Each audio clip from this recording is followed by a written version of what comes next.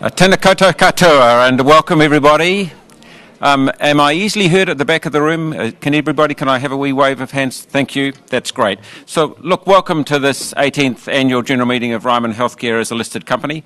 My name is David Kerr, and I'm Chairman of the Board of Directors, and I can confirm that we have a quorum present just by looking at the room. So it's great to see such strong numbers here despite the weather today, and a wonderful opportunity for us to meet with you here at the Charles Upham Village in Rangiora. It would be really helpful if shareholders could give their names when they're moving or seconding a motion. That just enables us to keep a record for the minutes more accurately. In accordance with the company's constitution, voting on resolutions will be carried out by way of a poll. The results of the poll will be announced on the NZX later today.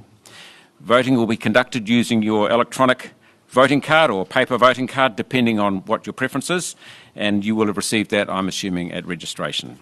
So if you haven't got a voting card, put your hand up and we will address that without delay. Great, looks good. So for those of you who are using the electronic voting, if you could please remember to submit your vote once you've voted on the resolutions. You can move through the resolutions by touching that arrow about 3/4 of the way up the screen.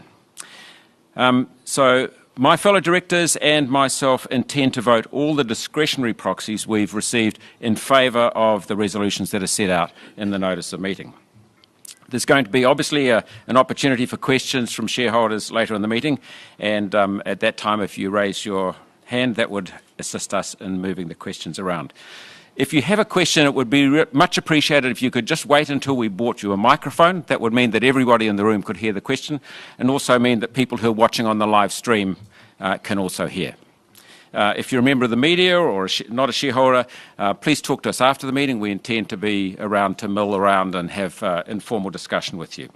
This is maybe a good time for me to confirm that it's this company's intention to continue to have annual general meetings like this. We think that it's really important for you, the shareholders, to be able to watch us, listen to us, relate to us in the flesh, as it were, and so we're committed to face-to-face annual general meetings as well as the electronic version. Just before we get into the more formal part of the meeting, I think it might be helpful if I did an introduction of the directors, for those of you who don't know all the people at the table here.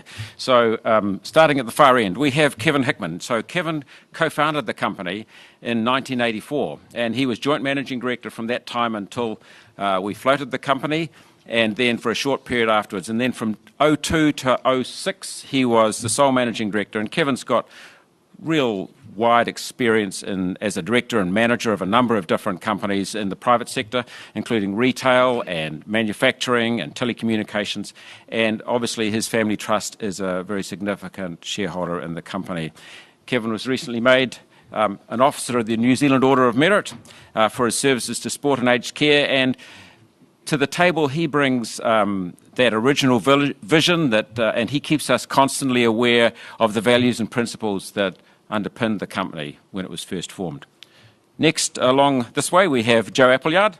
So Jo is a partner at Chap and Tripp, and she's a particularly skilled advocate and litigator. She specialises in commercial, employment and resource management law, and you can imagine those are particularly relevant for us.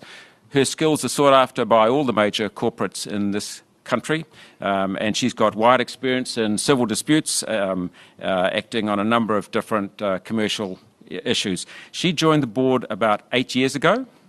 I think that's right, isn't it, Jo? And while she obviously doesn't provide advice to the company, I can tell you that her skills are very evident at the board table, where she's an active, valued contributor. And then I'm just going to miss out these two gentlemen for a moment. To my left, we have Warren Bell. So Warren is an experienced public and private company director. A good many years ago, he was an audit partner with Deloitte. But he's currently the chairman of Hallenstein Glasson, who operate both here in New Zealand and in Australia. And he's also chair of St George's Hospital, the largest private hospital in the South Island, and is the director of a number of private companies. Warren joined the board in 2011, and he's chairman of our Audit and Finance Risk Committee, along with being the deputy chairman. And then next along, we have George Savides. George lives in Melbourne. George has got 20 years' experience in the Australian healthcare industry. He was, for 14 years, the managing director of Medibank, which is Australia's largest health insurer, and that means that he's got great knowledge and wide knowledge of systems and structures that underpin the Australian healthcare environment, and of course extremely good connections with the relevant people. He's chairman also of World Vision Australia and the King's Group and Vision Developments Holdings, and he's a fellow of the Australian Institute of Directors. He chairs our Clinical Governance Committee, and he's been a devoted, committed director since joining us a few years ago. And then at the end of the table is Claire Higgins. Claire is also a professional director, and she has got extensive board experience and management experience in both Australia and New Zealand. She's had experience in senior management roles with BHP and One Steel, and she's chair of the REI superannuation company in Australia. With her BHP and One Steel experience, you can imagine she's got a great feel for health and safety, and so Claire is the chair of our Health and Safety Committee. She's also director of Vital Healthcare, an NZX-listed company which has been very successful, operates a number of healthcare and medical-related properties. And then, of course, we have Chief Executive, Gordy McLeod, whom I'll talk about in a moment, and Dave Bennett, our Chief Financial Officer, who'll be introduced by Gordy shortly. So, look, as I say, a big welcome to you, but I see sitting in the second row from the front, Sid Ashton. Sid, a special welcome to you. Sid was one of our founding directors, and in fact, he was a director before the company was ever floated, and like Kevin, I would say his DNA is woven through this company intimately. And, you know, it's even as recently as the last few board meetings, there's been a comment when we've been discussing a challenging matter. Well, what do you think Sid would say in this situation? So, Sid, it's great to have had your input and great to have you here with us today. So, thank you. Yeah. So, notice of the meeting has been circulated and will be taken as read, and would like to take any apologies. Just going to write them down. So look, I have an apology from Simon Challies, who just advised me this morning that he is unable to join us. Are there any other apologies? No other apologies? Very good. I move that they be accepted. All those in favour, please say aye. Aye. Seconded, no? Great. So we have proxies representing over 287 million shares in favour of the resolutions that are part of the notice of meeting. The annual report, this one, and the auditor's report have been circulated to you all, and so it's now maybe an opportunity for me to give you some colour about the company. So look, as I say, it's great to be back in Canterbury. We move our annual general meetings around to enable our shareholders to attend, but it is always nice to be back in one's hometown, so nice to be here. We're really proud of this village.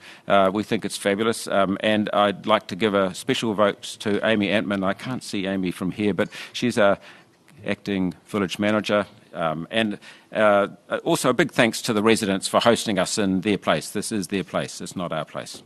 So we were delighted when the Upham family agreed to let us name it in Charles Upham's honour, and a bit like its namesake, I can tell you the village has been absolutely unstoppable. You can see from the slide here what the building site looked like less than 2 years ago, and if we just have a look at what it looks like today, it's dramatically different. It's sold down much faster than we expected, and we still have demand for townhouses. So we've actually decided to extend the village with an additional stage of land that we'd tucked aside in case. We certainly weren't thinking the demand would be as high as it has been. And this is really, in part, a consequence of the great efforts that our staff at this village undertake. Now, just before I talk about the year that's been, I'd just like to introduce several of our management team. The management team, of course, are where the real grunt in a company like this comes from, and I think that it would be really nice for you to be aware of them so you can engage with them in the informal part after the meeting. So the first person is Barbara Rainin Rose. Barb, can you wave your hand for me? She's sitting right at the back. So look, Barbara's been with us for 25 years. She heads our operations team, which looks after more than 10,000 residents. She started out as a nurse manager in Dunedin, and she's risen to the very many challenges that have come along the way since we've grown from those days. And she's still excited about the role. You know, she's excited about the rollout of My Ryman, the new electronic app. She's responsible for all our care standards, for the associated auditing that goes on with the care, for training requirements, and As the company's increased in size, we've found also that the complexity of the healthcare needs of our residents has steadily increased as well. So her role has grown both in size and in complexity, and she does it so well. So well done, Barb, and congratulations on such a contribution. The next person I'd like to identify is Taylor Allison. Is Taylor there? Taylor. Good. Taylor's sitting in the middle of the room. Handsome gentleman. So Taylor is our design manager, and he's worked for 17 years, and he's designed now, I think it's 24 villages. Is that right, Taylor? Yep, 24 villages. So his team are responsible for the look of this village and the feel of the village. And over his tenure, they've developed some really important IP about how to design a village. And the mission that they have given themselves is always to make the next village better than the last village. And I believe they've really achieved that here at Charles Upham. Another senior management person is Andrew Mitchell. I can see Andrew right in the middle there. Andrew, thank you. Andrew is our property guy. He's a property guy through and through, is our Andrew, and he's been responsible for securing all our sites for about 10 years now. So his job's to find these great sites, get them through the planning process, and I reckon he's so persuasive that many of the people who've sold us didn't even know the property was for sale before he contacted them. But, you know, seriously, the consenting process is often tortuous and difficult and energy sapping, but he does it extremely well, and he is a resilient and really a wonderful contributor to this company. There's always a danger I'm going to miss somebody out, but I want to find Debbie McClure. Debbie's right at the back as well. Look, Debbie's probably well known to many of you, but look, Debbie joined Ryman 27 years ago. She's been promoted to Group Sales Manager since 2002, and she's spearheaded our sales in Melbourne. And last year she was appointed Group Sales and Community Relations Manager to recognise the part that she plays in leading the sales team, and also to making sure that the communities that we become integrated with actually want us and embrace us. In the last financial year, Debbie's team completed more than 1,300 sales with close to $600 million. So that's an amazing performance, isn't it? Just wonderful. Philip Mealings is often a more silent one. Philip, I saw you here. Yep, Philip, great to see Philip. Look, Philip joined Ryman 17 years ago, and he's our property and purchasing manager. As our property portfolio has grown, so has Philip's role increased. He's got a very busy team managing all our buildings, keeping them in tip-top shape for the residents. You can imagine 31 different villages need a pile of maintenance and ongoing improvement to keep them in the sort of state that we want them to be. So Philip is really important, and that's a steadily increasing role. And then, at the risk of sounding last but not least, Dave King. Dave, where are you? Yes, Dave is... Dave joined us about 4 years ago. Dave is a long career in journalism, former chief reporter and business editor for the Christchurch Press. He's our corporate affairs manager, looks after communications, resident relations, and media relations and publicity. Dave and his family are frequent visitors here at Charles Upham because his mum was one of the first rest home residents at the village. Dave Bennett is going to be introduced by Gordy in just a few moments. And of course there's Gordy. How could I... Yeah, Gordy's been with us for 11 years, and he took over from Simon at the beginning of this month. You'll hear from him in a moment, but he's effectively had what might be described as an 11-year job interview. We think there's a lot to be said for continuity, and needless to say, we're strong believers in recruitment from within the company rather than outside. As well as being Chief Financial Officer since 2006, in recent years he's been responsible for developing our business plan and assisting strategy, and he's gradually assumed more responsibility to support Simon. So he knows exactly where Ryman is heading and where it's going, and he knows the culture very well. And he's clear about where he wants the company to be going. He's already reorganising and rethinking some of the areas. And following on from our meetings over the last couple of days, I think the board are absolutely delighted with the start that he's made. I'd just like to acknowledge Simon. Simon is not able to be here with us today, but I'd have to say that Ryman thrived under Simon's leadership. He left the company in great shape. He's already had an impressive round of farewell send-offs, but I'd like to voice a vote of thanks really on behalf of the staff, the board, the residents, and of course yourselves, the shareholders, to him. You know, it wouldn't be the success that it is today without his hard work and his vision and his commitment. It's great, yeah, indeed.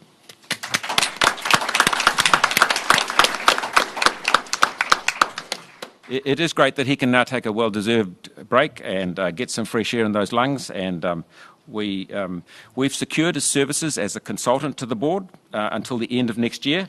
And that means two things. It means, firstly, that we've got access to that big brain of his and his innovative thought processes. And it also means that we've got continuity of thought and strategy within the company. So just back to the business, if I might. You'll recall that in May we announced we had another good year in terms of our financial success and our growth. Underlying profit rose 13% to $178 million during the year to March 31, while the valuation gains lifted the audited reported profit after tax, sometimes referred to as the IFRS profit, to $357 million, which was a 17% increase. Total assets grew 24% to $4.9 billion.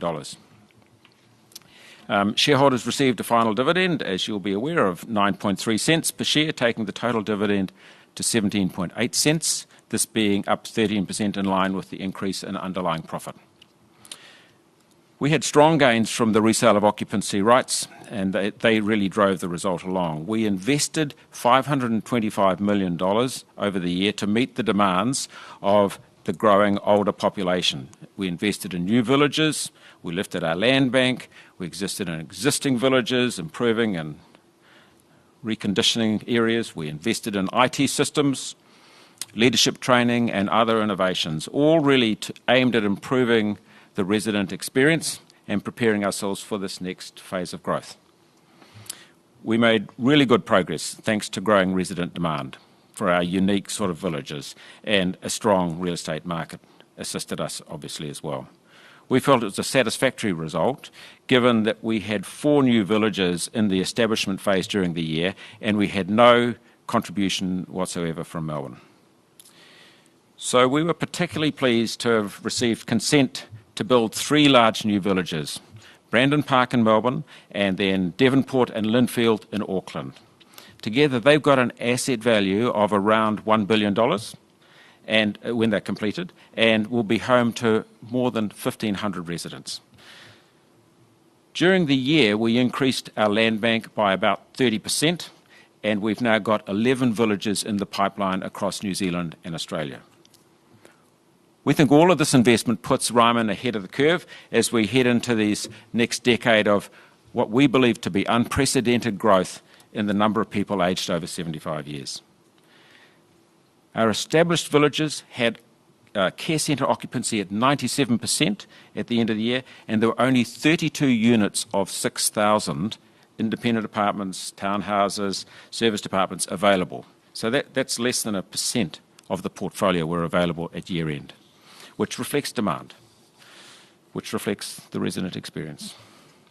So last week we were very excited because earthworks began at Brandon Park, as you can see on the slide, and we've submitted plans also for our new Burwood East site and Coburg villages in the city. The design team under Taylor are busy developing plans for new villages also at Mount Eliza on the Mornington Peninsula and Geelong. So we're marching ahead in Melbourne where we see great potential. We're also busy, however, in Auckland. We're about to get started at Devonport and Lindfield in Auckland, and we're adding another stage here at Rangiora, and we're still building at Bob Scott in Petone and Possumbourne in Pukekohe, Burt Sutcliffe in Birkenhead. So we're still building at all these other sites apart from starting. All of these have been great success. Demand has been really strong, and as I say, occupancy at the care centres running at 97%. So we've had a board meeting over the last couple of days, and I can tell you that the board have looked at the business and we can report that we're trading in line with our expectations at this moment. Investors should, however, be aware that the new sales activity will be heavily weighted towards the back end of the second half, in line with the construction program that we have with our developing villages. This is similar to last year. But I can advise that we're looking at how we might break that cycle because it does cause a little stress. We've made a good start to the year, but we certainly have got a lot of building ahead of us to achieve our targets, and it will all come down to hitting the construction deadlines in those final few months. Also of importance to you is that we extended our bank facility during the year by $125 million to $1.125 billion to provide working capital. This funds the expansion in Melbourne, expansion in Auckland, and to build our land bank. The timeline between us acquiring land and actually having built a village to a substantial degree is quite long. It can be in excess of 5 years. So that is why we need bank facilities of that sort of dimension. We were delighted really when the government agreed to settle the equal pay case, which we would like to congratulate the unions on the success that they achieved. We're delighted for our caregivers. We're delighted that the government recognised that funding had to increase to address the inequity that existed between caregivers in the community and caregivers in the hospital system, public health system. Our caregivers do a fantastic job, and they look after our residents wonderfully, and I think that the settlement recognises the work that they do. The settlement, we think, will also go a long way towards aiding recruitment and inducing a career path for caregivers. Caregiving is now a much more attractive career choice, I believe. We always do our best to recruit locally, New Zealand residents, but we still think there's going to be a big skills gap in this industry. Our migrant caregiving and nursing staff have long been important to our workforce, and I believe they will continue to be. However, we believe that Immigration New Zealand's proposed policy changes for skilled migrant workers has created uncertainty for many of our employees and for the industry generally. We've had a lot of people working for us who've been here for a long time, and they've told us that they are worried about these changes.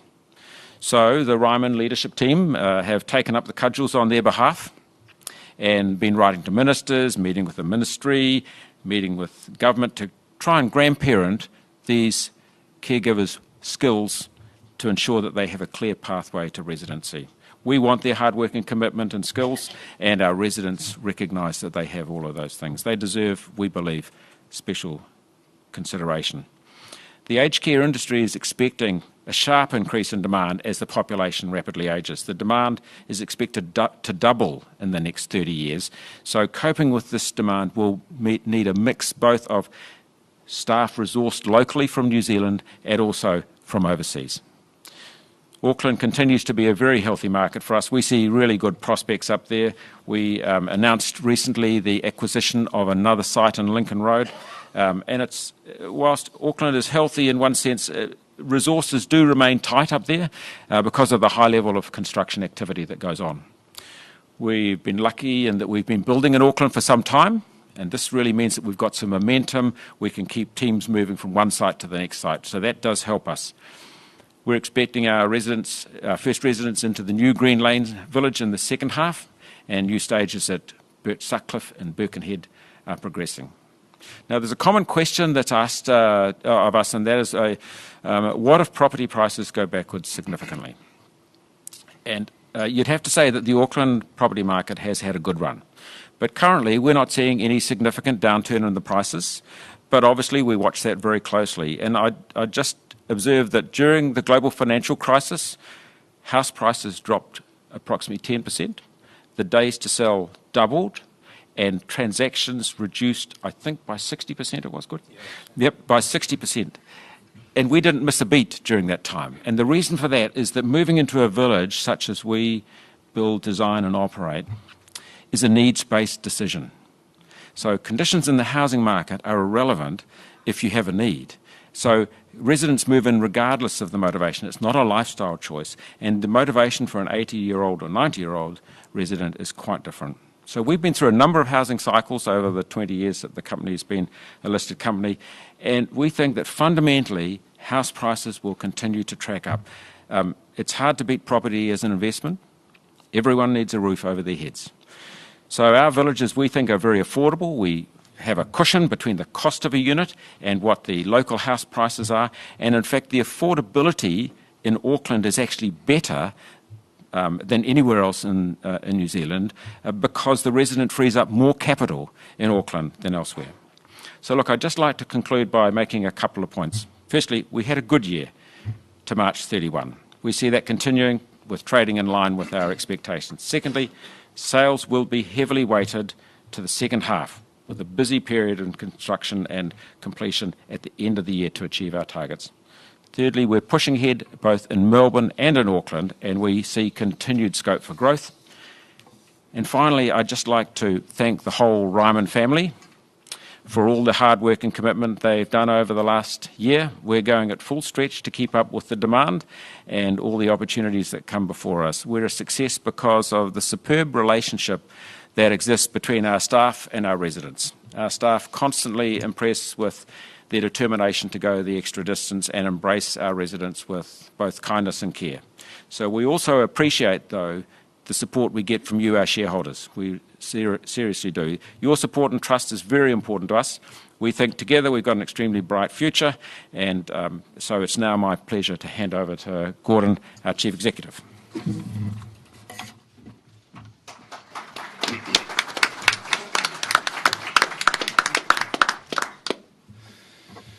Oh, thanks very much, David. I've sort of been telling people that I feel like Kieran Reid when Richie McCaw stepped down from the All Blacks. But that makes David Steve Hansen, though, which is sort of, what do you think about it? Because Simon and I, we'd known each other for over 25 years. In fact, we went to university together.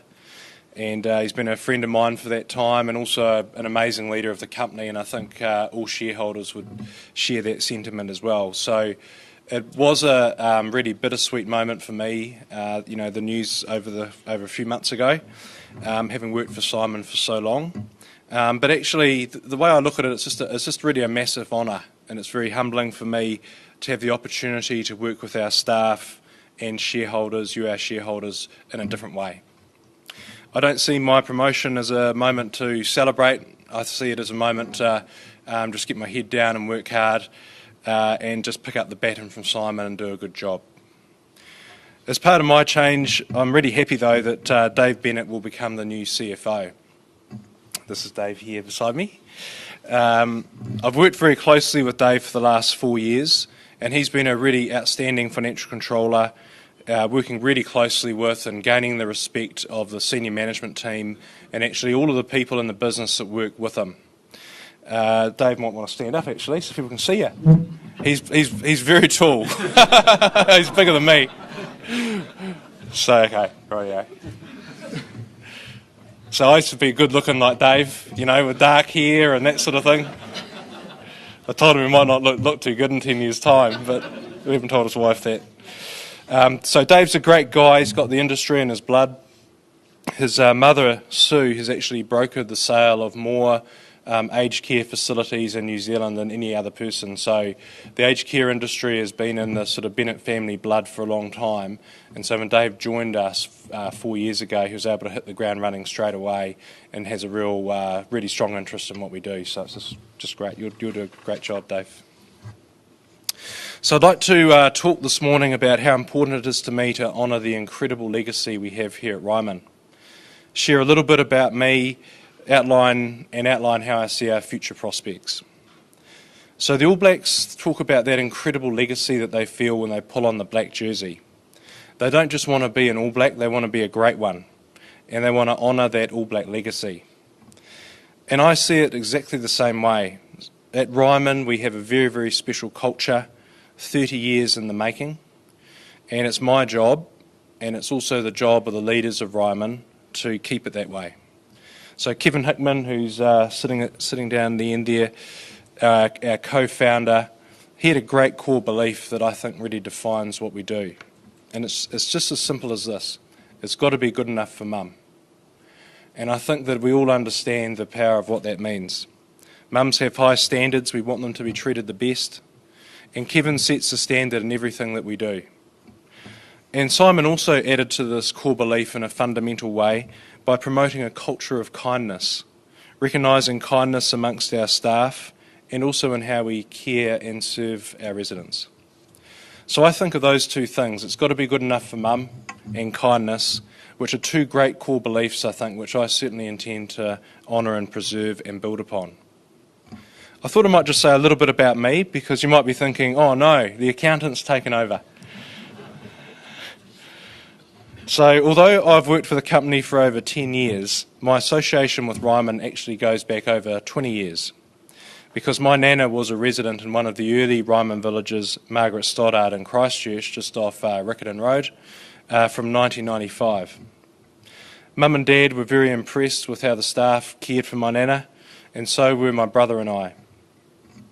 Nana started life in the village in a townhouse, and she transitioned to the rest home towards the end of her 7 years there. So I would stay with her when I returned from time to time from the UK, and I used to love getting the remainder of her roast meal and my roast meal for lunch, meeting her friends in the village, and when the gardeners weren't watching, she would instruct me to move rose bushes around in her front garden, which I now understand is a big no-no, but she told me it was fine. But, my dad really felt that Ryman would be a company that would really go places. So when the opportunity came up in 2006 to apply for the role of CFO, I was attracted not only to the potential of Ryman, because you could just see decades of growth and success ahead of the company, but I was also keen to be part of a company and a group of people that did good things for people. For me, I haven't had the pleasure of seeing my parents grow old, because like quite a few of you, both passed away too young, and especially my mum. And I think it is because of that and the experience of my nana at Margaret Stoddart that I feel a great sense of personal responsibility to make those later years for other people's mums and dads, their grandparents, the very best. The other big part of my life is my wife Barbara. And Barbara, she can stand up, embarrassingly for her, and wave to the audience. We're sort of a family business at Ryman, we're not a big corporate.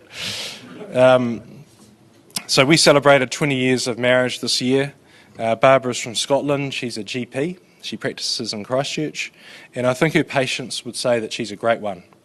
She goes the extra mile for people and never watches the clock. She even has a few patients in our Christchurch villages, so I get her take on how we're doing sometimes when she comes home. And she's quite a demanding shareholder too, actually. So between my nana, helping mum and dad through their illnesses, and Barbara's medical training, I have a great passion for what we do. I believe strongly that caring for people is the single most important thing you can do in life. And so to work for Ryman, for me, is the perfect balance of working with people that do good, and also being driven to succeed against any adversity, being part of something successful. So looking forward, what does the future hold? I think that this really is the single most exciting time in the history of the company. And I'll start with why that is. We're at the cusp of the most significant change in demographics ever. Someone turning 80, which is just above the average age of entry for independent living, was born in 1937. 1937 was the first time since the Great Depression that the birth rate increased in New Zealand and Australia, and this lift continued for decades. In fact, I think right up until the year that I was born, which is 1970. So you can see that band there in the graph, the bit that's shaded, that's a sort of flat declining period during the Depression years, post-Depression years. And then immediately to the right of that shaded band, you can see the graph just lifts dramatically, and it goes for a very, very long time. It's a total step function change in the birth rate of this country and also Australia's. So the world has actually never seen an ageing of its populations. The United Nations did a research report into it and described it in words that really struck me when I read the first page. They described it as unprecedented and unparalleled in human history. And we've spent 30 years at Ryman getting ready for this moment, and it's just about to hit. So growth for us is actually just getting started. Secondly, we're going to take Melbourne by storm. Apologies for the sort of rugby joke there. I just couldn't help it. We're targeting to have 5 villages open by 2020. And from there we'll be on a roll.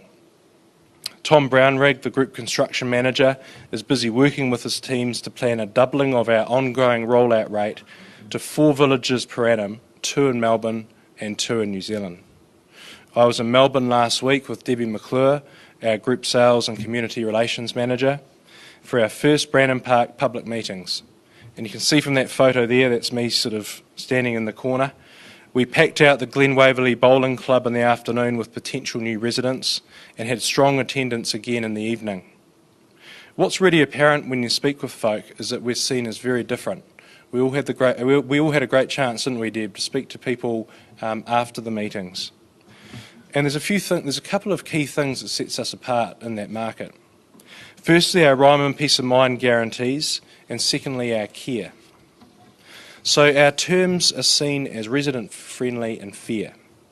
We offer fixed fees for life when most others increase their weekly fees every year. Our deferred management fee is capped at 20% for someone's life in the village, and many others are at up to 40%. And they charge that 40% on the next price that the next resident pays, not on the price that the original resident has paid, so it's even higher. We don't charge refurbishment charges when you exit, but it's very common practice in Australia for refurbishment costs to be paid to benefit the next resident. We charge no selling or administration costs, and again, it's commonplace to see that in the sector. And also, our contracts are written in plain English. Many contracts you see over there are over 128 pages long. But it's not just our terms that attract people. Our Ryman-style villages, which are well-staffed and which offer a full range of care so that you know that we can look after you for the rest of your days, is very unique in the Melbourne market. Most other villages offer very little by the way of aged care. And when I met with our residents at our Weary Dunlop village last Thursday morning for morning tea, many of them reiterated to me just how important that aspect was to them, because for a number of the spouses, their other half was actually in the care centre, so they were able to see them each day and not be split apart by having to go to a different care centre that's in some other location.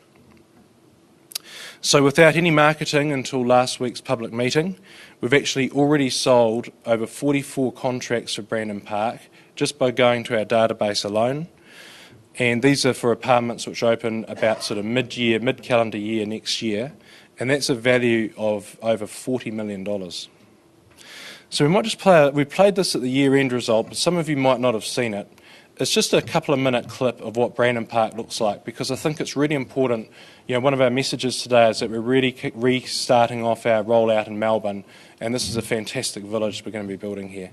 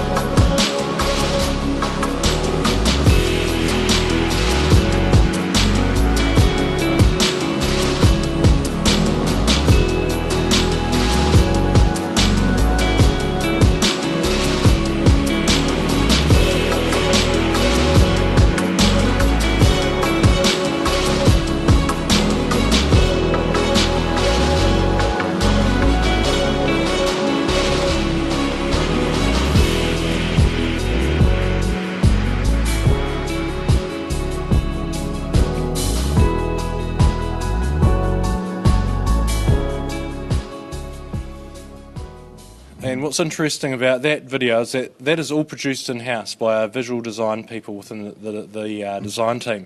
So they're pretty clever, aren't they? They're sort of almost like sort of gaming videos. They look fantastic. The construction team are rearing to go, and earthworks started last week. It was great to see the diggers and the trucks on site getting underway, and the project office, which I had a look around with Marty, Travis and Connell, is well established and looks great, and those guys are chafing at the bit. Our development team, led by Andrew Mitchell, are hard at work with local councils to get consents for Burwood East and Coburg at the moment, and also plans are well underway for Mount Eliza and also Geelong. So thirdly, if we think about New Zealand, we've got a great business here in New Zealand, and fantastic sites in the land bank which are set to deliver outstanding results over the next few years. We're about to get underway at Narrowneck and Tropicana, and the sites are getting established literally as we speak. And we expect the first residents to move into their apartments later next year at both of those villages. And again, and this is the last video clip, just a wee 40-second clip of Tropicana from the year, because it is a stunning site and we haven't really showed that yet.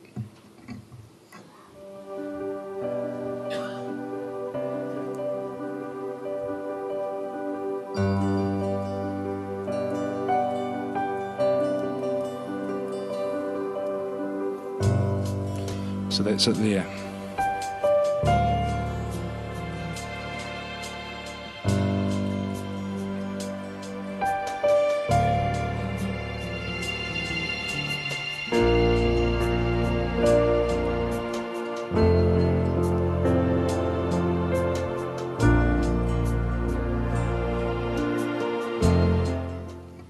So it was really one of the last sort of significant, almost farmland-like spaces in West Auckland. It's an absolutely stunning site. It's going to have great views back over the harbour and also out to Rangitoto, that sort of thing. Fourthly, you might recall from the annual report that between Brandon Park, Narrowneck and Tropicana, we have 3 new villages coming on stream which, as David mentioned, will add over $1 billion to the value of our village portfolio on completion. Building at higher value locations like this means that we significantly amplify the earnings from development, resales, management fees and care, so right across the board. So for example, a 25% development margin or a 20% management fee is applied to a far higher base of say $200 million for a village, rather than say Whangarei, for example, which the capital sums we got for that were about $80 million. So just building one village in a high value location is like building 2 to 3 villages in a smaller area. Brandon Park, for example, is like building 3 villages in regional New Zealand in terms of value. And the great thing about these higher value locations is that the residents in the area actually free up the biggest amounts of capital of anywhere. They're actually the most affordable places that we build for our residents. We typically see someone freeing up well over $300,000 when they sell their own residence in that area and move into our village. So that means that we're also well insulated to any house price declines in the market, along with the fact that we're also serving a real need in the community for care and support, because we aren't just a lifestyle choice, just like David mentioned. Fifthly, we have a lot of pent-up gains across our newer villages. It takes about 10 years actually for a village to reach the sort of earnings we'd expect after the first residents move in, and we've only built about half the portfolio in the last 5 years. So as you can imagine, what we've built, as we've built about half of our villages ready in about the last 5 years, it's going to take another 5 years before we reach the sort of levels of activity we'd expect to see on those villages maturing. So we will get good growth from what we've already built and paid for, and the resales bank that we talk about, which is the price-to-price gains for our existing units, is sitting at well over $700 million, and we expect to crystallise those gains over time, even if there's no house price inflation at all. Just talking about people for a moment, we're going to invest a lot more in our leadership development over the coming years, and we need to continue to build on our Ryman Leaders program, because one of the most important things we need to focus on is growing our people so that they can step up into new roles and be stretched. I love the quote that we used with Weary Dunlop, who we named our first village in Melbourne after. He had this quote which is, "I believe it is only when people are stretched that they can reach their full potential." And that really describes our culture perfectly in terms of how we like to test people. So we're going to need a lot more leaders who are outstanding and who share the Ryman culture, because we're going to double in size every 5 years. And finally, we're going to revolutionise the way that we care for our residents and provide a better working experience for staff and residents with My Ryman Care. Barbara Rain-and-Rose, our Group Operations Manager, is going to lead one of the most important and most significant changes in the history of the company. The next 18 months will see every village in the group go fully live, as the My Ryman revolution rolls out across the country. I was at Dinah Isaac on Monday with Barb and also Victoria, who's part of the team, and we talked to carers and nurses about the difference that My Ryman's going to make in their working lives, and we also spoke to some residents who have the application in their room. And what you see is an environment of no paperwork. You have real-time information about the resident on the tablet, in the room with the resident. There's real clarity around every individual task and care required for that person on the screen and when it needs to be done. There's far better communication tools with family and between staff. And the most important thing of all is that people are getting back more time with residents, which was one of the key things we wanted to achieve. And one of the things I loved personally was when we went into Thelma's room, I was able to very intuitively bring up the My Ryman screen, read about her, a bit of background about her life, her sister, her daughter who would come and visit her, things that she liked and didn't like. And within about 45 seconds, as someone totally new to Thelma, I sort of felt that I could have a bit of a conversation with her and feel I knew her a little bit to sort of break the ice. So previously that sort of information would be in people's heads or in a paper file back at the nurses' station. So we're really bringing the sort of personalisation of things to life. And you know you're on a winner when experienced registered nurses like Barb, who are used to traditional ways of working, just totally embrace new technology with such enthusiasm. And you can see the passion that Barb's got for the project. So wrapping it all up, so we've got 5 big villages under construction. We've got 11 more coming in the pipeline. We've got a tailwind of demographics behind us like we've actually never seen before. We've got a great team of people. We've got commitment to strong innovations for residents and for staff. And also the fact that we're only now just starting our rollout, our rollout into a market which is the same size and in fact bigger than the whole of New Zealand in the form of Melbourne. So all of that means from a shareholder point of view is that I think there's a lot of very bright years to come. So thank you.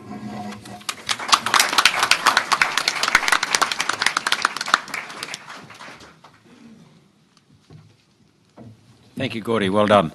So this is an opportunity for questions, and between Dave Bennett, Gordy and myself, we'll attempt to answer them. We'd welcome any questions. As I mentioned at the beginning, just waiting for the microphone would just assist everybody in hearing. So,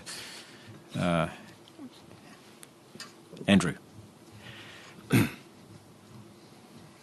My name's Andrew Watt. You've spoken about Australia. I've read about sort of some sort of horror stories of what's been happening in the aged care industry in Australia, and I was wondering whether you could talk a bit more about what's going to happen over there with practices, are the politicians going to get involved, regulation, and that sort of thing. Right, yeah, well, there have certainly been some horror stories. Avio is probably the horror story that you're referring to. And Debbie McClure is actually assuming a role in a national organisation which is driving for better standards. But it might be a good chance maybe for our Australian director to pass comment on how does it feel on the ground, given the difficulties that have been experienced in the sector over there. George, would you like to maybe start? Sure, David. Can you hear me okay? Yep. The Four Corners report created a lot of interest over there and a bit of shock as well. I think the Avio experiences that were shown, you wouldn't want to overweight them as the majority experiences, but they did shock and expose poor practices in the sector. And I think that in terms of opportunity for Ryman, it would just create an even more significant contrast in the benefits that Ryman bring. Trust in a legal contract that you can understand, the integration of services from lifestyle to high care, which is not the norm in Australia. The two sectors are separated. You'd have lifestyle without care or nursing home high care without an experience that's warm and supportive. So Ryman brings a continuum of care which is not the norm. It brings it in a new village, so it's fresh and inviting. And it brings a series of financial engagement contract terms that are superior than the Australian market has been offering, lower deferred management fees, no surcharges when people move around, and assurance that you can move into the village at the next level without the concern that there will be a place or whether you'd be given a priority. So, yeah, this is actually going to make it an even stronger proposition for Ryman against the rest of the sector. And I think even though there is real competition in the sector, don't get me wrong, and the baby boomer bubble is very, very intense, 5 to 6 times the volume that's in New Zealand, so it's a huge, and Melbourne is a very large market for volume. The real significant competition is our ability to actually maximise our opportunity rather than trying to beat the people next to us, because I suspect Ryman is already way, way in front, so it's going to be a great experience. Gordy. And the only thing I would add to that is, George, is that we are actually pushing for 2 things that we believe the industry should think about very strongly in Australia, which work well here and I think provide residents and operators with really good protections.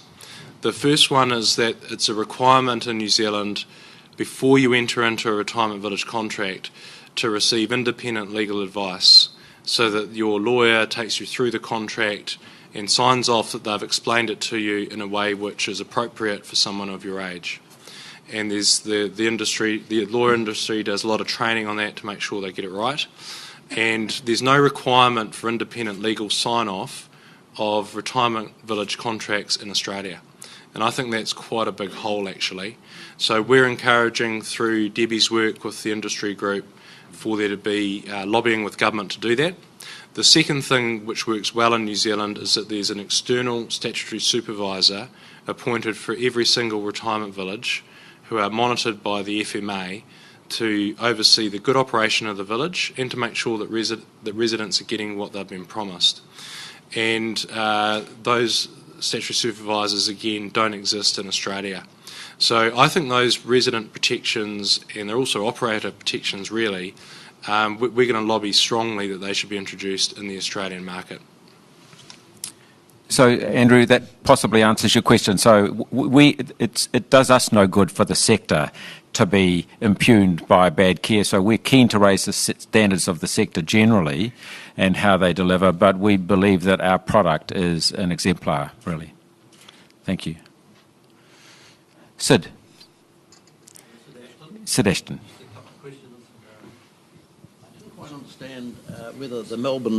I didn't quite understand whether the Melbourne properties would contribute to this current year's profit. That was one question. The other question regards bank funding. I see we're up about 293 million owing to the bank, and banks can be difficult at times, and I'm just wondering whether that is as safe as it might be. And my last comment, which is not a question, is the realised net profit figure of 178 million, if you're looking at the accounts, it's very, very hard to find. I know this is an accounting thing, but if you look for it, the chairman says 178 million. If you want to find it, you go to page 49, which is fair enough, but there should be an indication that it is on page 49. It's just a small thing. I like to see where, if the profit is a certain figure, I like to actually see the figure. Absolutely. So anyway, the Melbourne was the first one, and then the banks, please. Thank you. So the third one first. Yes, look, the way the accounts are presented is not determined by us as individuals, but you're quite right. I'm not going to defend the way in which accounts are presented. Yep, indeed. The bank question. Yes, the borrowings with the bank have increased. These, of course, are to fund our activity. As I said in my presentation, it fundamentally is required for us to fund everything. If we stopped developing and we built out all our land, we would have a very low level of debt. Our core debt is very small, so we borrow to develop. We also are particularly prudent about maintaining adequate headroom between what we actually borrow and what our allowed borrowings are. And I'd just observe that we have a relationship with all the leading banks, and they continue to be very supportive. Gordy relates to them much more closely than myself, and Dave, but do you have any other comment? Look, the reason why the banks see us as a very good lend is that we're unusual in that by most other companies, if you lend money to, say, a manufacturing facility, and then the bank needs the machinery to be sold down to repay debt, the earnings of that manufacturing facility disappear. So it creates problems with earnings and that sort of thing. With us, actually building out and selling down our villages creates development earnings, and then also triggers resale gains in the future, management fees and care fees. So because we recycle capital, it means we can both repay back our bank debt down for each site as we develop it out, and also we add to our recurring earnings as well as we discharge bank debt. So at any one point in time, our bank debt is just a function of how much land we have in the land bank. So we've increased our land bank in Melbourne substantially in the last sort of 9 months or so, Sid. In fact, our land bank's up sort of over 30%. And also, as we're gearing into building more apartment-style villages, they do require more working capital investment up front, which then, of course, is recycled as people move in. So we're managing it very carefully, and our banks just couldn't be more supportive of our plans. Thanks, Sid. Sir, there was one other question, David, actually. Was it? Yeah. Sid's other question was, will Melbourne feature in the FY18 results? At this stage, our target would be for some development margin at Brandon Park to be recognised in the FY18 results. It's early days yet, Sid. What we'll need to see achieved there is substantial building progress for the first apartment block over the next 9 months or so. Sir. Graham Tate, Mr. Chairman. If I read these accounts right, roughly about a third of the care fees are contributed by government to Ryman. Is the situation in Australia going to be similar, where care fees are paid to a considerable extent by the government, or will they be paid by the private residents? Yep. So in Australia, it's a very similar situation actually, where care is subsidised by the government, and it's based on means testing depending on how many assets and how much income someone has. Australia has split how you pay for care into 3 different buckets. The first one is the room itself, which can be paid for by way of an accommodation bond or a rental or a monthly rental. The second part is what's called a basic daily fee, which is the real basics of life, if you like, which is set at 85% of the pension in Australia. And then the third one, which is the larger fee, is in relation to the care services that you require. In Australia, they run a system called the Aged Care Funding Instrument, which assesses your needs based on your complex healthcare needs, your assistance with daily living, and also any sort of behavioural aspects that need to be taken into account. Once that assessment is made, that's how much care is required, and how much that is paid for by the person or the government depends on that person's assets and income. So the government is a substantial contributor to aged care in Australia as it is in New Zealand, just done in a slightly different way. So there's still the asset test in both countries, so you'll be aware the asset test in New Zealand is $220,000. And I think roughly 50% of our residents are on government funding in New Zealand. I think it's roughly that, yeah. Sir. Thank you. Donald Arthur, you have a goal of doubling in 5 years. What do you see as the biggest impediment to you achieving that goal, and how will you address it? Increasing the growth every 15% every year gets harder and harder. So that is problem number one, because 15% of 100 is 15, isn't it? But 15% of 200 is 30. So it is a ever increasing challenge. So that's problem number one. We seem to have, with the skill set of people like Andrew, good access to land. The consenting process remains quite a challenge. and different councils are variable in their enthusiasm to move quickly. So we find that that's quite a challenge. Alan, you should talk to Andrew about that after we finish. So some of them are quite fast, some are quite slow, and that is a big challenge. And then there's the sort of pressure on construction, the construction team. So in Auckland, there certainly is pressure on resources. We actually have some of our construction subcontractors going from Christchurch to assist in Auckland and that sort of thing, just because it's very hard to get reliable, consistent quality standards that we seek. So those are the challenges rather than demand. And any other question? No, look, thank you very much. So we'll just go back to the business.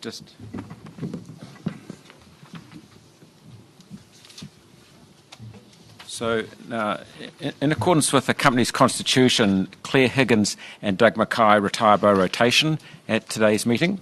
You'll have noticed that Doug Mackay is not with us today, and as advised in the notice of annual meeting, he is not seeking reappointment. I can advise you that I found him to be a very valued contributor to the company, with a wealth of experience, both in terms of governance experience as well as good, solid business skill sets. His past time as the chief executive chief executive positions in large organisations across quite a wide range of sectors was really insightful and gave us great perspectives, and those qualities and contributions are really important. He's brought to the table over the 3 years deep experience, both international and national companies that have been on significant growth paths, rather like Ryman, and it's clear that those skills have been a real advantage to us. So I'm going to miss his contribution and extend our sincere thanks to him for his efforts to contribute as a director. As recently as yesterday, we were receiving incoming advice on the board papers, so we wish him the very best. On the other hand, Claire Higgins has offered herself for re-election. And Claire, would you like to introduce yourself? Thank you. Oh, I can stay here? You can probably stay there, yes, yeah, exactly. Okay. So thank you. For those I haven't had a chance to say hello to yet, obviously you could tell from my accent that I'm an Australian. I have an accounting and economics background, and I also have experience in healthcare, acute, aged care, community health and disability services in Australia. And as David said, I'm currently chairing the Health and Safety Committee of the board, and I'm a member of the Audit and Risk Committee as well. I believe that Ryman are absolutely committed to providing outstanding care to the people who choose a Ryman Village as their home. We want people to be able to trust us and be sure that they feel safe and secure in their homes. The Ryman villages that I've visited are like no other village that I've seen in Australia. I know that Melburnians are embracing the unique offering that Ryman has, and I'm excited that we're continuing to expand our footprint. The sites that Ryman have acquired both in Australia and New Zealand will become beautiful homes for the residents. And I'm very proud to be part of this story. I'm proud to be associated with Ryman, the innovative approach to care, the way in which Ryman value its staff, and the absolute commitment to the best outcomes for the residents, staff and the shareholders. And I would be honoured if you would support my reappointment. Thank you. Thank you very much, Claire. So I'm happy to move that Claire Higgins be re-elected a director of the company. Do I have a seconder? Thank you, Kim. Now, in terms of the motion, you need to mark your voting cards in the way that you wish to vote, so you can vote either for, against or abstain in the appropriate place in the voting card. And for those of you using the electronic voting card, move to the next resolution by touching the arrow 3/4 of the way up on the right-hand side.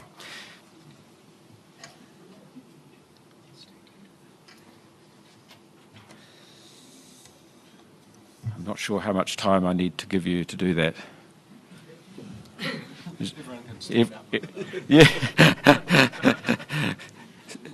If we just press ahead with the second motion relates to the auditor's remuneration, and I now move that the directors be authorised to fix the auditor's remuneration for the ensuing year. Do I have a seconder for that motion? Thank you. Seconded by Donald Arthur.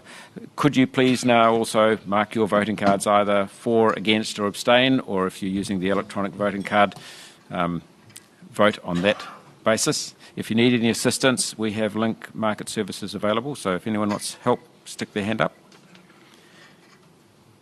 No? Very good. All done. Look, I declare the meeting closed, and thank you very much for your attendance. We would now enjoy having morning tea with you, and the management team have got badges on, so feel free to engage with them, and be delighted if you could stay and chat with us. Thank you very much.